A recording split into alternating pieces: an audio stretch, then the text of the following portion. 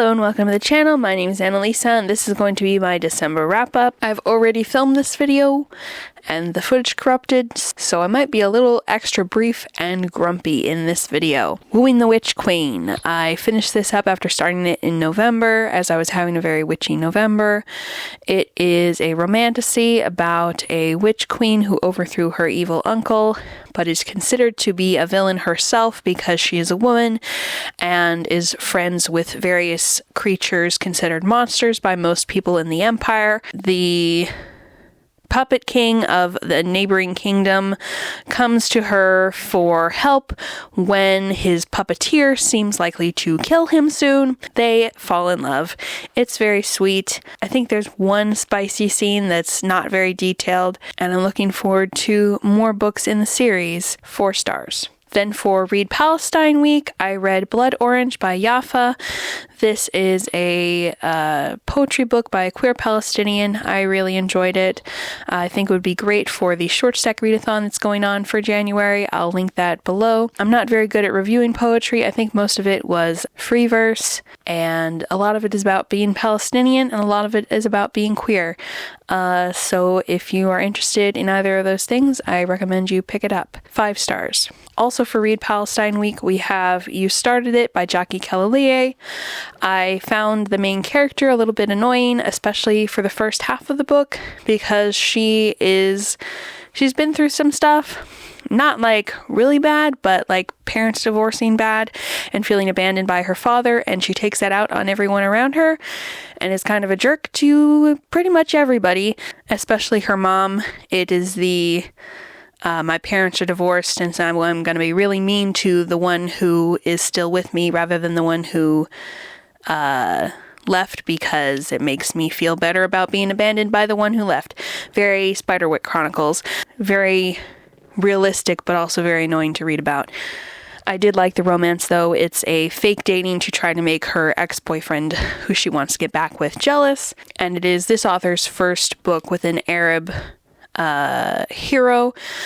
She talks in the author's note about how that was inspired by realizing how much propaganda there is out there that is very anti-Arab men, especially that has become clear in the last 2 years of genocide and apartheid justification, as of course the author is Palestinian in the diaspora, Canadian specifically, which is also interesting because I don't read that many books set in Canada or by Canadian authors. 3.75 stars. That one's also for Disability December, which the rest of these books also are.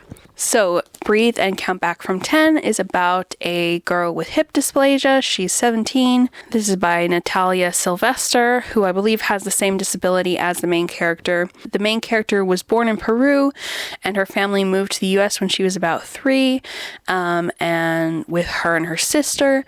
And she's always wanted to be a performance mermaid at Mermaid Cove, which is in Florida. And she went there a couple times as a child and watches a lot of their videos online, and really loves how she feels in the water because it is much gentler on her hip, which she has chronic pain in, to be in the water rather than moving around on land.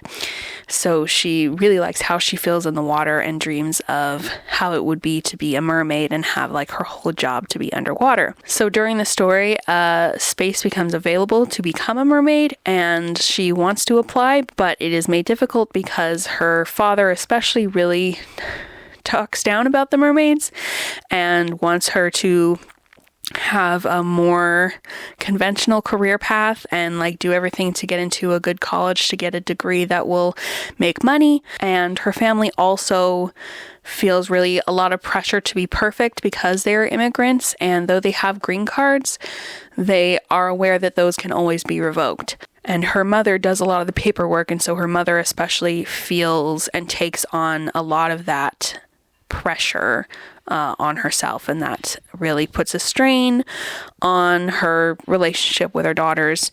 And also they're just really controlling in other areas as well, like really controlling of the main character's body and what she does with it as far as boys go, as well as her medical stuff. So part of it is about the bodily autonomy of children and how they should probably have bodily autonomy. Whereas in a lot of societies, including the US's, kids don't have bodily autonomy. They don't have much of any autonomy.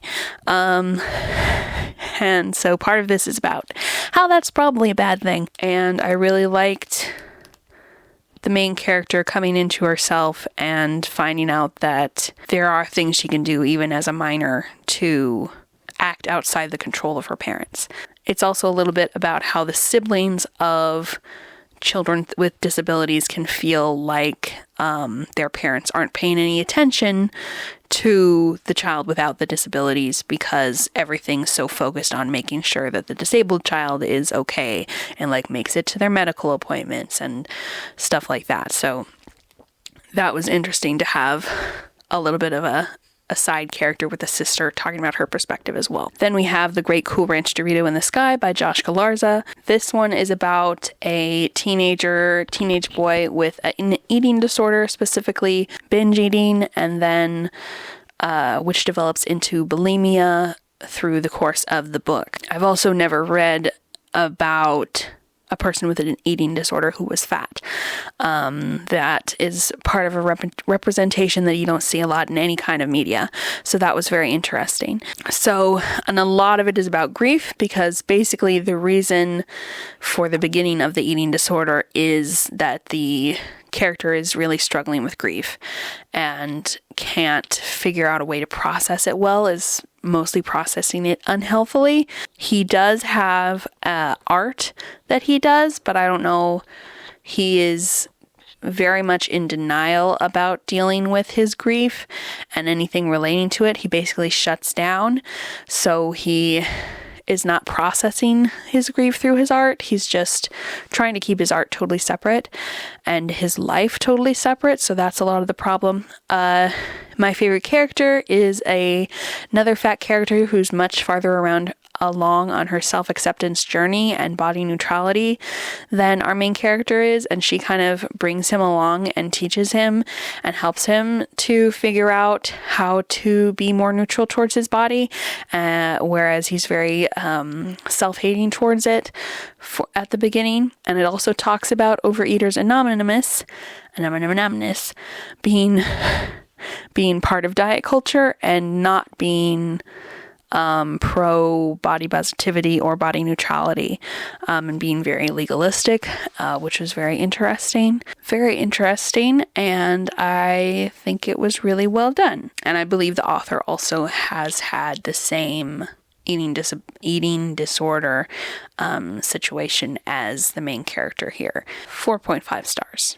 Oh, the disability in You Started It was autism, and that's the same as in Some Like It Cold by Elle McNichol, who is, I believe, Scottish. And this one is about a girl who's 18 who returns home after some university to tell her parents that she can't go to that type of degree anymore because it is really burning her out, and that she can't be a people pleaser anymore because that is also burning her out, and basically goes home to say goodbye to her small town because she believes her parents will excommunicate her if she tells them this. Meanwhile, she is trying to reconnect with her hometown best friend and help plan and execute her sister's wedding, and falling in love with a childhood antagonist who now runs the local movie theater. It's pretty sweet and cute, and it is a lot about how people pleasers kind of get surrounded by toxic people because they don't shut off the toxic people, and toxic people are kind of attracted to them because they can take advantage of them. And it's about how people pleasing to try to make up for the fact that you're disabled will burn you out and ultimately totally disconnect you from who you really are, and make it hard to have a genuine relationship because you never tell people, even that you're close to, how you really feel. I enjoyed it a lot. 5 stars. If you are autistic, especially, I recommend listening to the audiobook and listening to the exclusive author interview at the end, because it was really uplifting for me as an autistic person.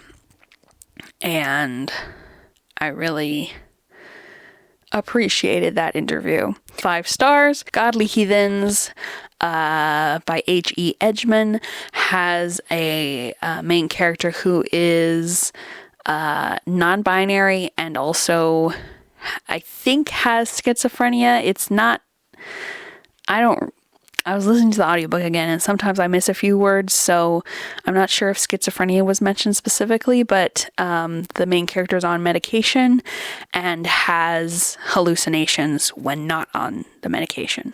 And their dad also has the same thing, whatever it is. And it's all about gods from another realm, so not ones that are like part of any religion or mythology that exists on Earth, but their own that the author made up for this book, reincarnated into a bunch of teenagers, a whole pantheon. All the drama between those gods is now drama that these teenagers are coming to remember as they come of age. This is not my favorite.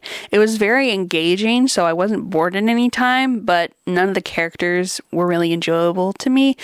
A lot of them were morally gray characters, and I don't really like morally gray characters, but if you like that, I would call these genuine morally gray characters, not just sparkly trauma or people who are misunderstood, but like genuinely they do good things and bad things for good and bad reasons. That's like these characters to a T, so I would highly recommend it if you're into those. And also big drama between gods, but they're in the bodies of these teenagers and also have the memories of these teenagers pre when their god memories came. So they like have parents and siblings and teenagery experiences.